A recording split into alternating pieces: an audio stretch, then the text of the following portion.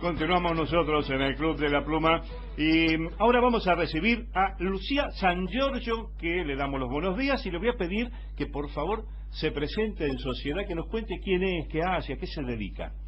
¿Cómo te va? Buenos días, muchísimas gracias por recibirme. Bueno, yo me dedico a investigar la brecha de género, es decir, las diferencias que hay en los diferentes sectores de la sociedad entre la posible participación de los hombres y de las mujeres. ¿Y te dedicas a investigar eso? ¿Sos socióloga, sos investigadora? Yo soy estudiante de trabajo social. Ajá, bien, perfecto. ¿Por qué elegiste el tema de género? Bueno, en primer lugar porque es un tema que me afecta directamente, pero yo primero tuve formada la conciencia política, por así decirlo, empecé a estar en organizaciones sindicales. Sí. Y bueno, ahí fue cuando descubrí que la igualdad política para muchas personas o en el imaginario colectivo no incluye necesariamente la igualdad de género y que sin embargo, desde mi visión, la desigualdad de género se profundiza muchas de las otras desigualdades que también estamos buscando combatir. Entonces, inevitablemente se llega a la conclusión de que para lograr una igualdad en todos los ámbitos hay que atravesar primero y principal la desigualdad de género, porque es una de las más antiguas y una de las más extendidas. Estuve leyendo tu trabajo que habla sobre la brecha de género en América Latina, donde haces un desarrollo puntualmente sobre la cuestión política en la región, por decir que contamos con datos para poder hacer ese tipo de desarrollo. ¿Por qué crees que para hacer otro tipo de investigación relacionada a otras áreas no contamos con datos? Bueno, la falta de datos en cualquier ámbito de la sociología en general, en primer lugar lo podemos interpretar como una falta de interés. Bien. Es decir, no es que no existan datos, pero los datos están muy fraccionados porque la mayoría de las personas que están recopilando esta información pertenecen a organizaciones locales o tal vez muy pequeñas. Digamos, lo que no hay es una sistematización, una política de Estado de investigar estos asuntos. En los casos en los que mayor datos faltan son puntualmente los de la violencia, que eso es algo que yo encuentro preocupante, porque es uno de los mayores problemas y uno de los mayores impedimentos para que las mujeres participen igualitariamente de toda la sociedad, no solamente en la política. Sí. La ventaja que nos da el tener datos más o menos concretos, sobre todo de los últimos años, en la política, es que nos permite hacer, aunque sea una mirada general, como si fuera una visión satelital. Ahora, eso tiene que ser el primer paso para luego acercar el foco, digamos, y entender por qué se dan esas diferencias en los distintos ámbitos en los cuales quizás ya no contamos con tantos datos. Es decir, me parece que es un buen punto de partida, primero para entender la situación en general y luego para ir encontrando los hilos que tejen esta red que nos impide a las mujeres acceder a la política en condiciones de igualdad. Bien. Este trabajo que presentaste, ¿qué tipo de repercusión tuvo? Y más allá de por ahí de las críticas, ¿no? Desde la otra parte del género, los hombres, ¿cómo lo tomaron? Mira, hasta ahora la principal respuesta del género masculino ha sido de indiferencia, al menos en el ámbito que a mí me rodea. Bueno, así que por eso también les agradezco mucho a ustedes esta oportunidad de poder ampliar la discusión y por lo tanto también, obviamente, ampliar las posibles respuestas. Claro, claro. Ese tipo de información que volcás no es muy sencillo encontrarla. Más allá de que digas que es fácil, o que hay datos que se pueden obtener, no es sencillo encontrarnos con trabajos que hablen sobre ello. Pero también hay un tema que a mí me gustaría sumar a este diálogo a la profesora Gabriela Fernández, que este tema de género a veces suscita encontronazos, desde mi punto de vista, un tanto estériles, porque ponen como barreras para la discusión en lugar de promover la inclusión y la contemplación del todo. Gabriela, a vos te hicieron una propuesta concreta hace un par de domingos, Sergio Oreste Quiñanes, desde la Landeta, provincia de Santa Fe, para que hables sobre un tema de género, y me gustaría que te sumes a esto con Lucía. Hola, buenos días Lucía, un gusto. Mi nombre es Gabriela y en la otra ocasión en que, no sé si me estás escuchando, ¿me escuchará Lucía? Sí, te estoy escuchando, Gabriela, un gusto saludarte.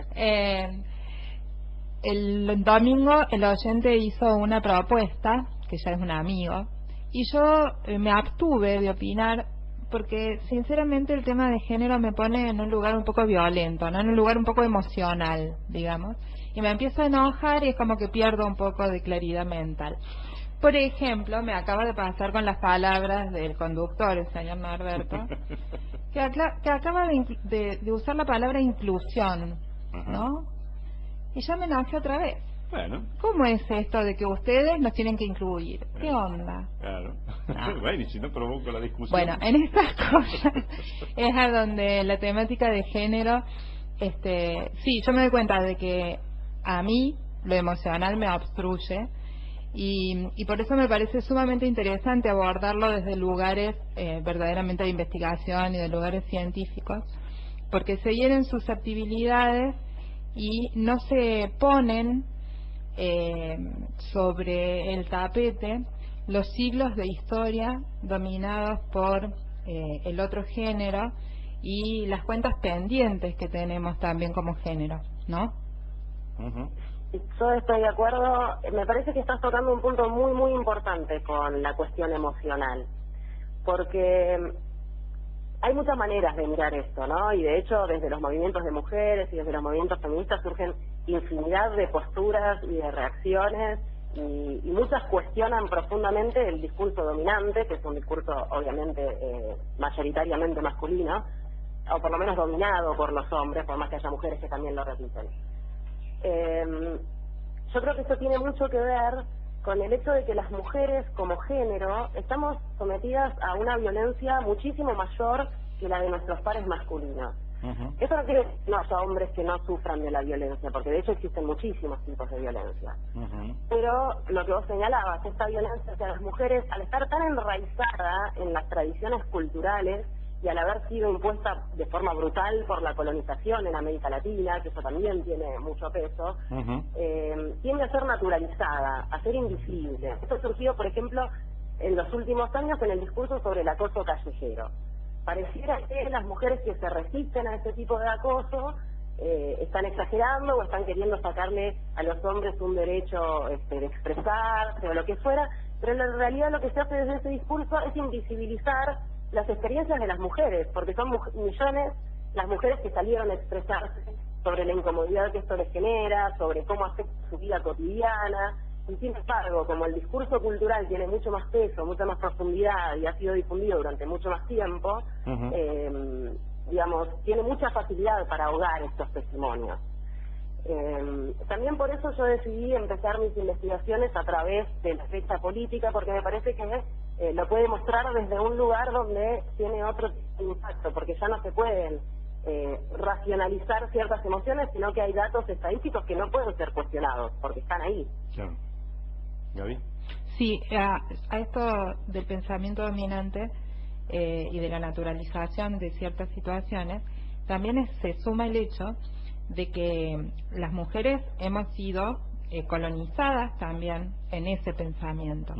O sea, más allá de que hoy por hoy se nos agreda o se vulnere nuestra tranquilidad o nuestro cuerpo o todo lo que se vulnera habitualmente desde la ideología dominante, también se ha colonizado nuestra mente. O sea, hay muchas mujeres que se prestan y que además quieren salir a recoger silbidos de admiración y piropos. Está bien ser seductora, son las armas con las que hemos podido contar hasta ahora, y se genera una suerte de melange a donde todo queda medio mezclado y todo es una cuestión de, y bueno, capaz que me gusta que me digan algo lindo, y en la mentalidad o algo o que me digan algo, Y bueno, y en esto es como que no es muy difícil desbrozar y es muy difícil aclarar y es muy difícil echar algún aire que permita racionalizarlo también, ¿no?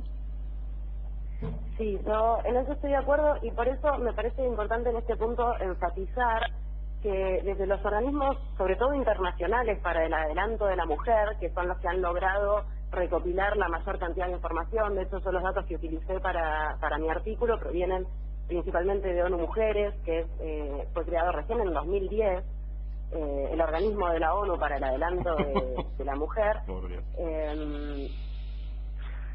Digamos, una de las cosas que siempre enfatizan es que el acercamiento al problema de la violencia contra las mujeres se tiene que hacer de forma integral, porque siempre analizando un solo espacio por vez, lo que sucede es que pasa esto que vos decís, que se puede mezclar mucho y se pueden enturbiar los discursos e incluso confundirlos, pero cuando evaluamos la situación de una manera global, ahí empiezan a quedar claras ciertas cosas que desde los discursos particulares de algunas situaciones por ahí son más fáciles de enturbiar.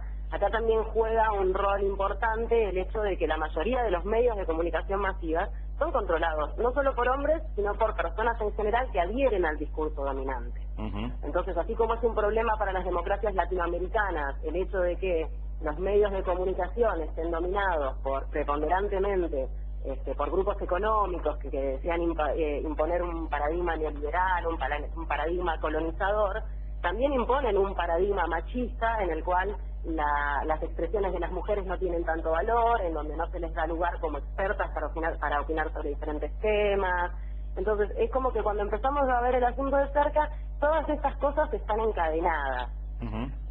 Volviendo un poco al tema de la política en América Latina, una de las conclusiones a las cuales tuve que llegar inevitablemente a través de su investigación fue cuando vamos más allá de los datos, digamos, América Latina como región en general está más avanzada que el promedio mundial en lo que significa la representación de las mujeres en la política, con cerca de un 25% de los cargos políticos en promedio en cualquiera de los tres poderes están siendo ocupados por mujeres, lo cual sigue siendo algo insuficiente para una representación igualitaria, pero aún así está por encima del promedio mundial, que está más o menos en el 17 o entre el 15 y el 17%.